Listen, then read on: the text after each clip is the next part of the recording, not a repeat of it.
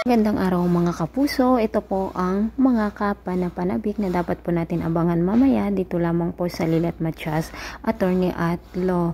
Dahil nga sa magaling si Patricia sa kanyang pag-a-acting ay napaniwala nga niya si Ramir na talagang nagbago na ito at sinabi nga ni Ramir na talagang nagkamali siya at kailangan ay bigyan na nga niya muli ng pagkakataon itong si Patricia at nakapag-desisyon nga po sila na magbabakasyon ngunit hindi sasama itong si Trixie mga kapuso.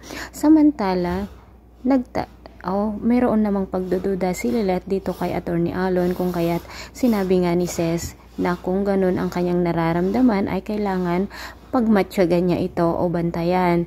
Samantala mga kapuso, sa pag-uusap naman ng magkapatid na sina Ira at Lilet, masayang masaya sila dahil nga sa kaso nito si Mang Kanor noon na kung saan ay naipanalo ng kanilang ina kung kaya't kailangan daw nilang tularan ang kanilang ina na tumulong sa mga hikahos na mga kliyente na walang pambayad sa mga abogado.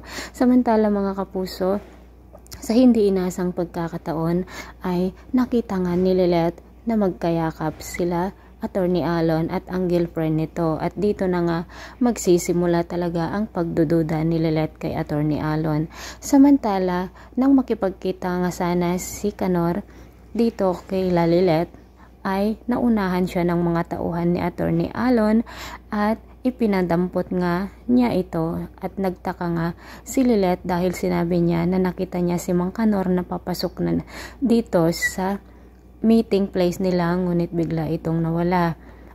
Naggulat nga si Mang Kanor nang makita niya si Attorney Alon mga kapuso. Ano kaya ang gagawin ni Attorney Alon dito kay Mang Kanor at patuloy pa rin na pinapaikot ni Attorney Alon ang magkapatid sa kanyang mga kamay. So abangan po natin kung anong paghihiganti ang gawin ni Attorney Alon, lalo pat kasabot na rin niya si Patricia mga kapuso.